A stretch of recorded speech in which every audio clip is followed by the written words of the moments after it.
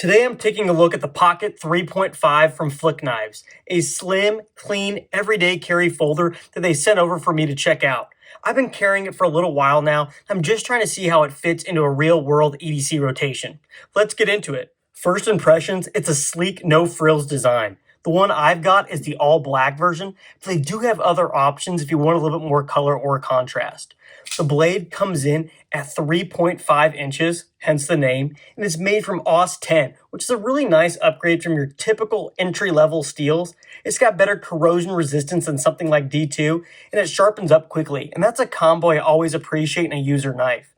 The handle is just your standard G10, super minimal, kind of like an industrial look. There's no really wild millings, logos, or crazy design. It's pretty understated, and that's not really a bad thing. There's a large lanyard hole in the back, and this actually came with a small lanyard kit, which I thought was a pretty cool touch. For such a slim knife, the ergos are actually surprisingly good.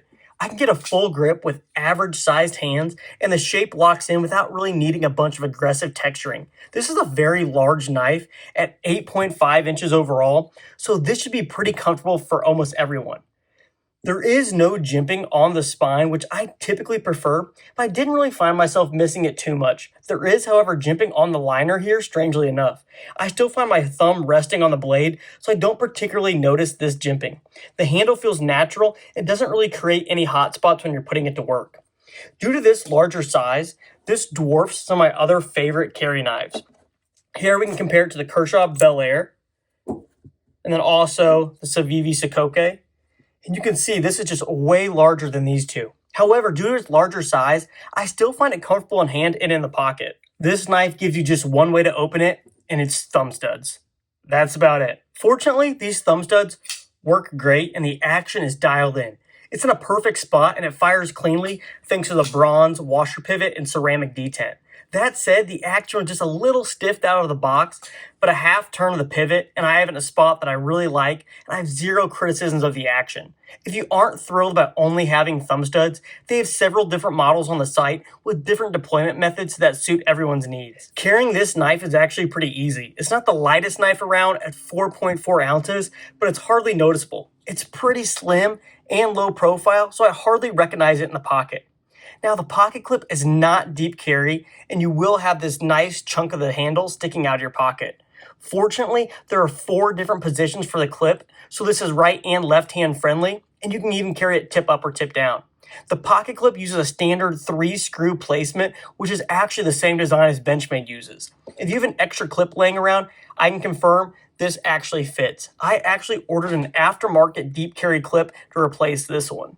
Construction-wise, everything feels tight.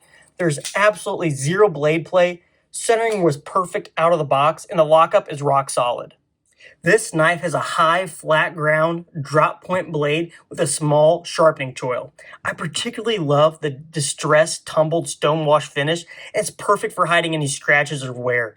I've used this knife on basic EDC tasks, packages, cardboard, zip ties, and paracord, and the AUS 10 held up well. It's not a super high-end steel, but it's definitely a step up from like 8CR or D2 in terms of corrosion resistance, and it's pretty easy to maintain for even a rookie sharpener like myself. It slices well for its thickness. It's not a laser beam, but it's consistent and predictable. It's just a pretty solid cutter. I plan on using this as my hard use knife for when I want to baby my more delicate knives, as this knife feels extremely solid and up for almost everything. I really like this knife. There are a couple things I would tweak if I could. First, the G10 scales look great, but they don't really have much personality, if that kind of makes sense. This knife looks pretty basic, and that's not a bad thing, but when you have a collection that is constantly growing like mine, sometimes I just want a little bit more flair. Also, I wish this had a deep carry pocket clip that was standard. This clip is serviceable, but once you have a deep carry clip, it's kind of hard to go back. This knife comes in at around $65, but can often find it marked down to $49, and for that price, I think you're getting something that delivers very, very solid value.